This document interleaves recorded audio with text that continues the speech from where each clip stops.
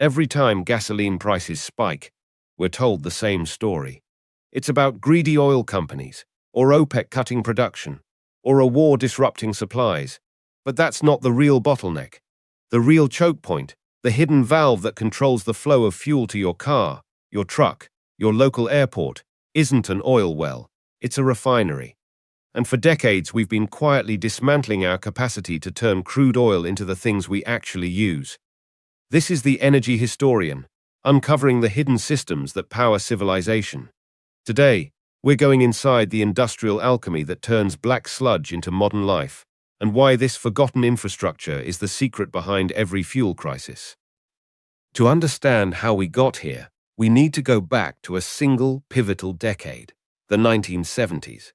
In 1973, the United States operated 324 refineries.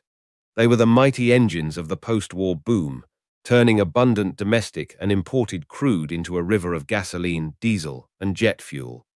The business model was straightforward. Profit came from volume. The more crude you processed, the more product you sold. Then came the oil shocks. Prices quadrupled, demand wobbled, and a new uncomfortable reality set in. Refining is a brutally capital-intensive, low-margin business. For every dollar of revenue, the profit was often measured in pennies. The math began to shift.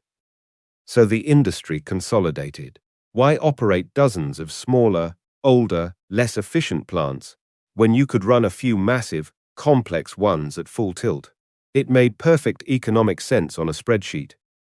Between 1981 and 2023, the U.S. refinery count plummeted from 324 to just 124. But here's the twist. Total refining capacity didn't fall by 2/3. It actually increased.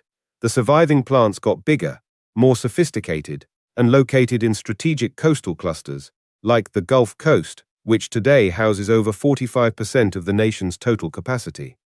The system became leaner, more optimized, and infinitely more fragile. We traded resilience for efficiency. Now, let's break down the hidden mechanism. A refinery isn't a simple machine, it's a chemical city. Crude oil enters and gets cracked, distilled, and reformed through a labyrinth of pipes, towers, and reactors under immense heat and pressure. Each unit is designed for a specific type of crude and yields a specific slate of products. A refinery built for light, sweet crude from Texas can't easily process heavy, sour crude from Canada or Venezuela without billion-dollar upgrades. This is the first bottleneck: specificity. Your refinery is a key, and it only fits certain locks. The second bottleneck is utilization. To be profitable, these complex beasts need to run at 90–95% of their capacity, year-round. There is no idle capacity, no spare tire. Every planned maintenance shutdown, called a turnaround, is a meticulously scheduled ballet of downtime, often in spring or fall, when demand dips slightly. But if an unplanned outage hits a fire, a hurricane, a catalytic cracker failure, the entire system seizes. You can't just call up another refinery and ask them to run an extra 100,000 barrels a day for you. They're already running flat out. This is the leverage point. In a system with no slack, any disruption doesn't just cause a local hiccup, it sends shockwaves across continents. The ripple effects are written in the price charts of every major crisis. Take Hurricane Katrina in 2005. It didn't just damage offshore oil platforms, it hammered the refinery corridor. Over 15 refineries were shut down, knocking out roughly 25% of U.S. gasoline production overnight. The price of crude oil barely budged, but the price of gasoline at the pump, it spiked 46% in a month. The bottleneck wasn't the raw material, it was the industrial process to make it usable. The same pattern played out in 2012 with Hurricane Sandy, and again in 2017 with Hurricane Harvey, which flooded the heart of the Texas refining complex and caused a nationwide gasoline price surge that had nothing to do with global crude supply. But this isn't just an American story. Look at Europe.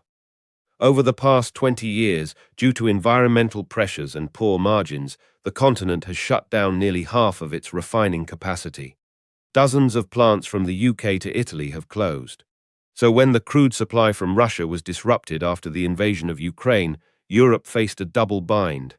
It needed diesel, but it lacked the hardware to make enough of it from alternative crude sources.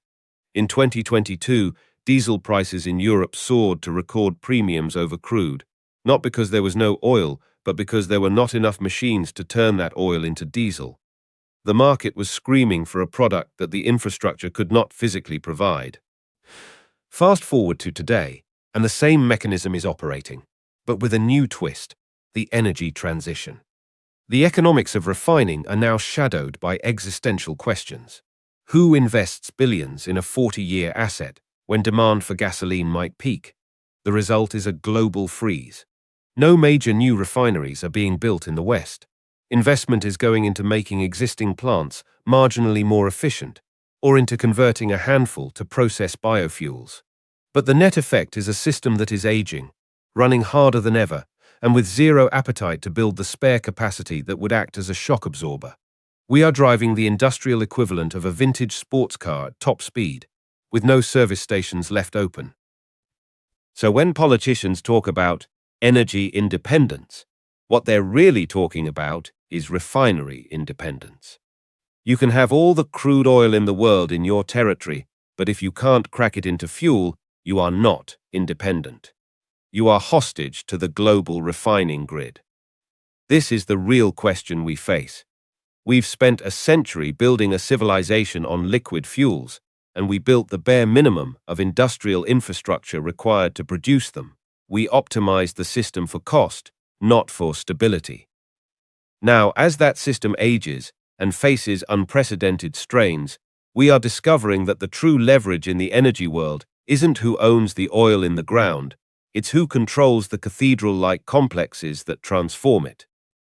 The refinery is the silent arbitrator of the modern world. It determines whether a barrel of oil becomes jet fuel for a supply chain, diesel for a farm tractor, or asphalt for a road. Its constraints are our constraints. Every time you see the price at the pump jump, remember, you're not just paying for crude, you're paying for the immense, fragile and irreplaceable industrial metabolism that turns geology into motion, and that system has no backup. If this gave you a new perspective on the hidden plumbing of civilization, hit subscribe. Next time, we'll explore the single point of failure in the global food supply, the industrial nitrogen fix.